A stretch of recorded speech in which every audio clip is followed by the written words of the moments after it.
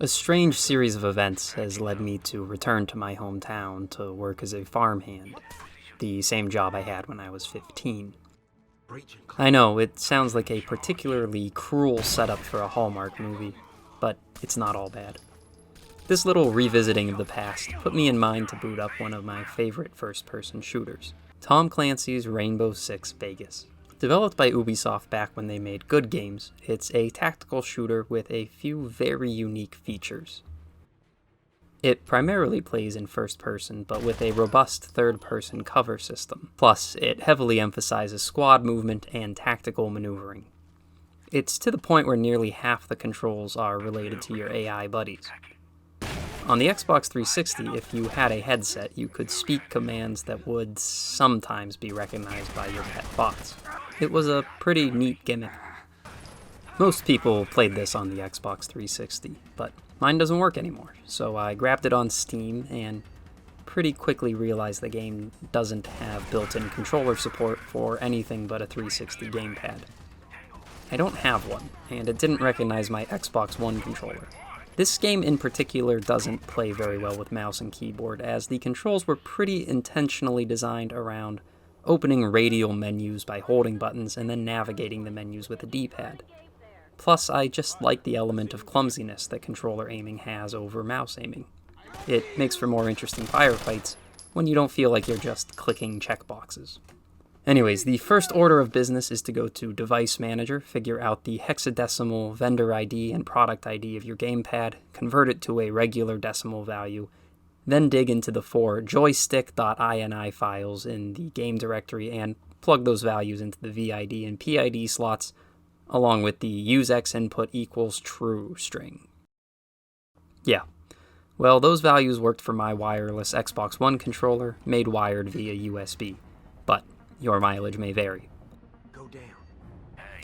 So that's the first 3 hours of gameplay done. Now, let's get into the campaign.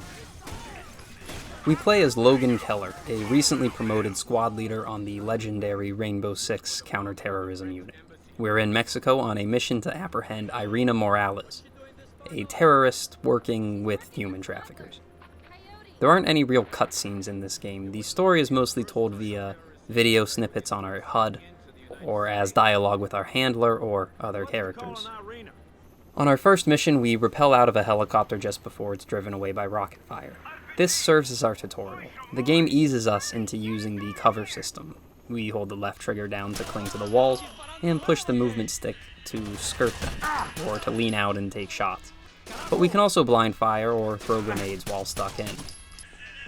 There are some other neat mechanics. We always have the option to use night vision or thermal goggles, which is useful when we want to throw smoke and then sweep through enemies.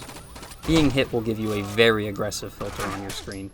It's a useful, intuitive health mechanic, but it's also very obnoxious. A lot of the game will be spent partially blind. On the bright side, health regenerates, so it's more of a warning to reconsider your tactics and play more methodically.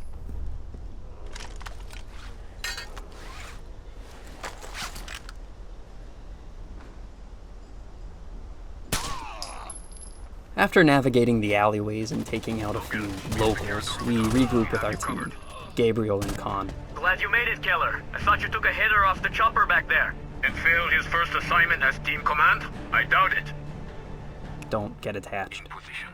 There's some more tutorial here. We're introduced to the snake cam, which we can use to peek under doors and mark our targets, and also the bevy of contextual squad commands. You can set your boys to infiltrate to have them use silencers and only return fire when attacked, or keep them in assault mode, where they shoot anything they see. The A button lets us send them to a location, and there's commands to make them halt in place or follow us. They also have options for clearing rooms. They can use a breaching charge to blow a door and kill anyone behind it, or toss a flashbang in, or just fling the doors open and shoot everything we've marked. Nice job! Your rally point is the rail yard, but We fight our way out of the church through a train yard and eventually corner our target, Irina Morales. She knows all three of us by name, and we realize it's a trap a little too late. The building blows, our teammates are bagged, and we are left for dead. This part is still one of the most memorable first-person shooter missions I've played. We awaken with just our pistol and navigate a web of tunnels crawling with enemies. At first they just use shotguns, so logically we grab one and start a proper shootout, until we can fight our way through into an abandoned factory where we can finally kill someone with an assault rifle, and grab that. It's a tense, slow section right at the start of the game. We've learned our capabilities, gotten used to them, and immediately had it all snatched away. It really works for me. Plus, it's like a single-player round of Call of Duty's gun game. Logan makes his way to an extraction zone. We're informed that Vegas is currently being invaded by an army of terrorists, perhaps the same ones we were just fighting. And so we're off to hit the penny slots. We rendezvous with our replacement companions, Michael and Jung, and then our first proper Vegas level starts with a brutal gauntlet on the street. This is probably where you'll realize how rough the checkpoint system is. It's when I gave up entirely on the realistic difficulty, at least. There's a nice relic of 2006 in this level and a few others. In-game advertisements for Axe body spray. I'm kind of surprised there wasn't some built-in kill switch for these ads to be removed after a certain amount of time, but there they are. The streets of Vegas will forever smell like a middle school locker room. After fighting through the streets, we breach into the Calypso Casino and go room to room, clearing terrorists and rescuing hostages. Calypso is a wonderful level. You don't see many shooter levels with the kind of colors we see here. The customer-facing areas have these beautiful golds, and then we duck into the sterile customer service back rooms. This constant shifting between the back rooms and casino floor sections keeps the levels visually interesting and believable. We see a lot of these realistically varied environments throughout the game.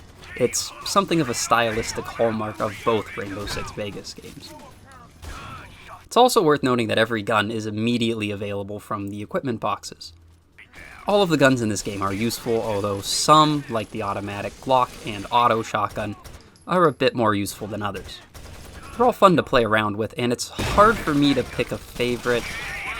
No, it's not. It's the M40A1. Best gun.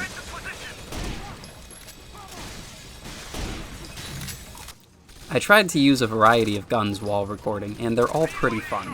I see why a lot of my friends back in the day preferred the MTAR or the FAMAS, but I've always been loyal to the M40A1. We eventually rescue a weapons scientist who looks suspiciously like Dr. Phil. He begs us to rescue his coworker. They both worked on the multi-pulse bombs that the terrorists are threatening to detonate. However, this isn't deemed a priority, and we're rerouted to downtown Vegas to rescue a reporter. The first section of this mission is sweeping through a Chinese-themed casino. Take him out first. There's a lot of cool battlefields in this section that are intentionally very busy to showcase the cover system. There's no bullet penetration in this game. That doesn't come into play until Rainbow Six Vegas 2. So even very flimsy looking cover will fully protect you from incoming fire, so long as there isn't any visibility through it. We rescue the reporter, who clues us into a van used by the terrorists as a communications hub. The firefight spills into the open streets and eventually into some maintenance tunnels. You'll notice these terrorists are equipped equally as well as us. Some sport thermal goggles, all are in bulletproof armor, and a lot of them mirror the weapons loadout we began the game with. Their chatter suggests that these are likely ex-military or potentially special ops units. Our own intel confirms this, so we're now confronting not only guerrillas, but some sort of massive private military. I had a slight issue with the controls here. The thermal and night vision toggles are bound to the right shoulder. The infiltrate and assault rules of engagement toggle is bound to the left shoulder. But my controller was in storage for a while and was not on by something. So it might just be me, but the thermal vision was being particularly touchy. But it's okay. This is also the level where you'll realize it's pretty useless in most situations. It doesn't have enough range to be effective with most loadouts, but you can throw smoke grenades down fairly close and engage with a submachine gun or a shotgun. We reach the van, and here we have some truly golden voice acting. Great hardware. Sir, this is a target. The terrorists are using this as a tactical ground station. I am looking at a high-gain antenna, multiband communication suite, and tactical internet. And it has a Faraday cage, shielding against EMPs. Hack the van. There's a brief wave defense while our teammate is out of commission hacking the van, and then we're gathered up and thrown to our next mission, to rescue more hostages at a knockoff of the Stratosphere Hotel. Vertigo Spire is obviously a very vertical level with tight indoor battlefields, but it's also chock full of great environments for a firefight. Casinos, bars, restaurants, elaborate stairwells. Some even span multiple floors, allowing you to take the high ground and rain down death. This level also has the most windows to rappel down, and it's absolutely swarming with enemies. There's a lot of fun to be had running a shotgun while your teammates act as a diversion. There's also a lovely variety of color palettes in this level particularly. It's mostly a cool, silvery blue, ultra-modern skyscraper aesthetic, but it's broken up with bright splashes of color, and there's a lot of variation room to room. It really succeeds in a way that most modern shooters specifically fail. Vertigo Spire feels like a place where people work, live, and play, not a tower designed solely to be attacked at some point. We rescue the second scientist, who clues us in on what's going on. You need to get me to safety! There's a bomb in this building! Bomb? The micropulse! For God's sake! The terrorists brought me here to modify the two bombs they had. One was a crude micropulse. The other one was a conventional explosive that they moved to that building over there! Bugger! Look out!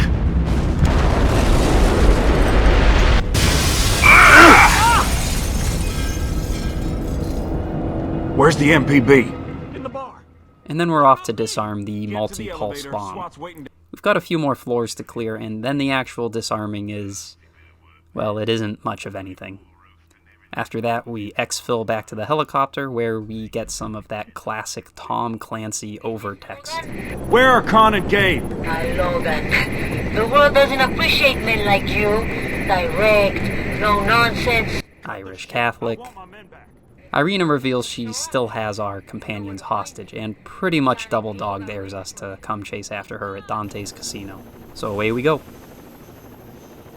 Dante's casino was under construction when it was attacked, so the first part has us gaining entry through the open construction site. There are some really fantastic sections here. As we descend a narrow construction area, a massive bell falls from the top of the building, kicking up loads of dust and finally making the thermal goggles useful for a moment. The casino becomes more finished as we advanced, and the contrast of the construction equipment and the chic red fire and brimstone aesthetic is great. It's also the penultimate level though, and throughout the mission you will frequently be ambushed and outflanked by your enemies. It really keeps you on your toes. Even though the enemy AI isn't incredibly reactive, there are tons of scripted encounters. Enemies flinging doors open as you approach, roping in through skylights, or utilizing breaching charges on closed doors, and it keeps the level tense and lively. There are also a lot of unique enemy dialogues that play when you approach doors undetected. Goodbye, Vegas. We're not out of here yet. One last thing to take care of. Stack up. For me. Stacking up. I'm on the first wave out of here. And they start to paint a picture of your What's next? opponents. Get over here. These are just mercenaries gradually realizing that they've been put in a situation where their employer is clearly intending them to die. And then we kill them. After we chew through the first few floors of the casino, we eventually rescue Gabriel Nowak, and then keep trucking to try to rescue Khan, but he's gunned down during his escape attempt. This is one of the more dialogue-heavy levels. Enough and go back.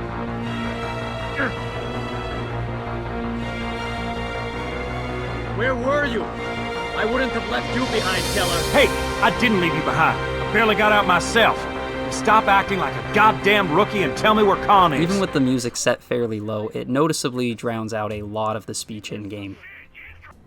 To wrap up the mission, we invade the Dante's Opera House, where the terrorists are keeping their computer operations. We fend off a wave of attackers while Jung hacks their tactical internet or whatever, It's revealed that the Vegas attack was just a ruse. Yes, that's right, the Vegas attack that involved at least 1,000 well-equipped soldiers, the detonation of a warhead, and the attempted detonation of a super weapon was nothing more than a ruse to draw attention away from the real operation. An attack on Nevada Dam, which is located on Lake Mead and is definitely not Hoover Dam. It's funny that Rainbow Six Vegas is bookended by the two generic levels, with all the cool casino firefights tucked away in the middle. Our last level starts with us landing under heavy rocket fire, fighting across the top of the bridge, and defusing the last multi-pulse bomb in the visitor center. Yet again, we are treated to an amazing vocal performance. The bomb's already on a countdown! Well, defuse it! Right! A nasty piece of work she is. She's got... I don't really understand why the terrorists armed this bomb in the visitor center, since it's described as popping people like they're in a microwave for a radius of several miles. It would pretty much only kill their own guys if it went off, and would directly prevent the completion of their actual plan. More on that in a moment. We continue through the dam, rescuing a civil engineer who warns us that the dam will rupture if we don't open a few emergency sluice gates, floodgates. So that becomes the primary objective. There are some really well-crafted rooms to clear here with lots of entry options. It's quite fun to play around with different entry strategies, and even on normal difficulty, you'll probably die enough times to need new strategies. After we get these floodgates open, the real objective is revealed. The terrorists are attacking a Cold War-era weapons lab located under the dam in an attempt to steal a warhead and launch it at Las Vegas. We sweep and clear the weapon lab, which is very Resident Evil, and in the process we confront and kill Irina.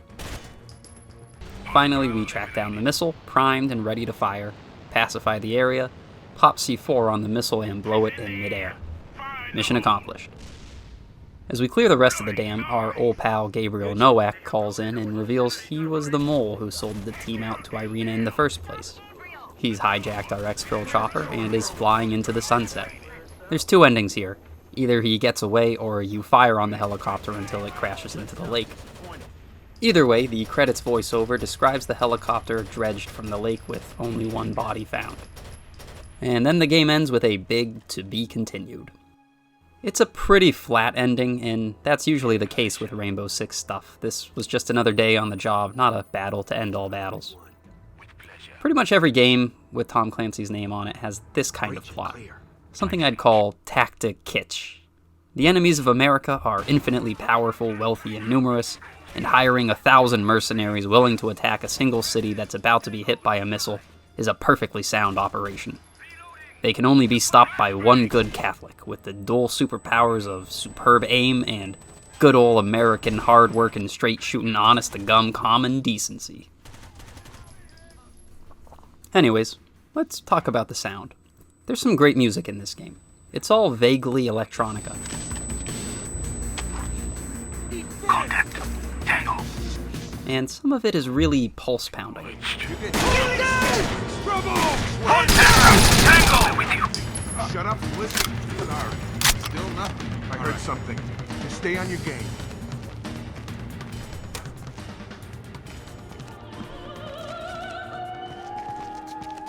It's pretty unusual and adds to the game's distinct feel.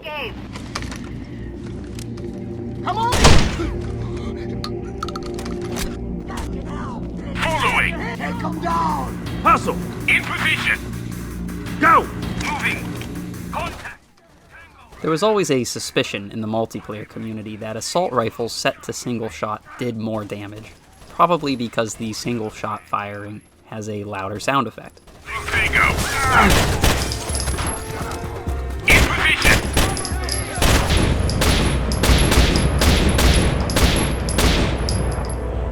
I don't know if it's true, but it sure feels true. The vocal performances range from to funny. I obviously prefer the funny ones. Hey! Motherfucker! Hey! You shouldn't be here! The gunplay sounds great, but all the old sound effect bugs are still here. Sometimes the gunfire sound will play endlessly, One new bug I noticed was assault rifles dumping their entire clip simultaneously on a single trigger pull. But otherwise, I didn't notice many new bugs in the PC port. The game shipped with 2 multiplayer options. The co-op mode is Terrorist Hunt, where up to 4 players can clear bots from a multiplayer map. And then the regular PvP multiplayer had several game modes as well. The multiplayer version of the Calypso Casino is, in my opinion, one of the best maps ever made for a multiplayer shooter. The attack and defend game mode was built around the idea of an invading and a defending team, and the Calypso map had an incredible sense of direction. The attackers start on the roof with a large skylight for them to engage through, and could either rappel the side of the building, drop through an elevator, or take one of the stairs to begin engaging. There were 2 main routes that led to the objective on the bottom floor, with staggered choke points that branched after.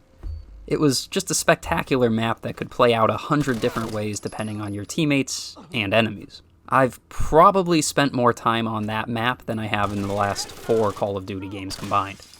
The official servers are all offline now. There are some third-party applications you can download to play, but it seems that the scene is pretty abandoned without accessible servers. Rainbow Six Vegas was the multiplayer I really cut my teeth on. I was in a clan who competed on game battles back when that was starting up. It's a game full of fond memories for me, and I genuinely consider the 2 Vegas games to be the finest multiplayer shooters I've ever experienced. A lot of that comes down to the community. I remember playing dozens of odd one-off private match game modes like Michael Myers, where one player would roam with a shotgun and use their proximity mic to blast the Halloween theme. All the other players had to run and hide until the last survivor was finally allowed to turn on Michael with a pistol and stand their ground. Good times, but left in the past. I've always hoped they'd remaster Vegas, but with the amount of resources poured into Siege, I suspect it will never happen. The world's only big enough for one Rainbow Six multiplayer game. I bought the Steam version of Rainbow Six Vegas on sale for $3. It's worth a lot more than that, even with the neutered multiplayer. The Steam port has issues with the field of view, lack of controller support, and even more strange bugs than the original. It's probably best experienced on an original Xbox 360, but those are becoming increasingly unreliable as time goes on, and the Steam port is certainly better than not playing it. Even with the bugs, I'd still recommend it to basically anyone. The realistic difficulty can still be a challenge for seasoned pros, and the utility your squad brings makes the levels accessible for newcomers. The story of the campaign isn't anything phenomenal, but it serves as a scarce connective tissue for the wonderful, dynamic levels. The whole campaign will take around 6 hours to complete, and even by the end of the game, it still gave me a little twinge of glee to pop around cover and smoke a tango. I am, of course, horribly poisoned by nostalgia. On the pain scale, I'd rate this game as painless. It's a great time start to finish, with environments that are still extremely unique compared to the typical battlefields of first-person shooters. The Terrorist Hunt game mode is still a blast, solo or with a few buddies in tow. Well, that's it for my 15th review. Thanks for sticking around. See ya! Where's the MPB? In the bar. But what about me?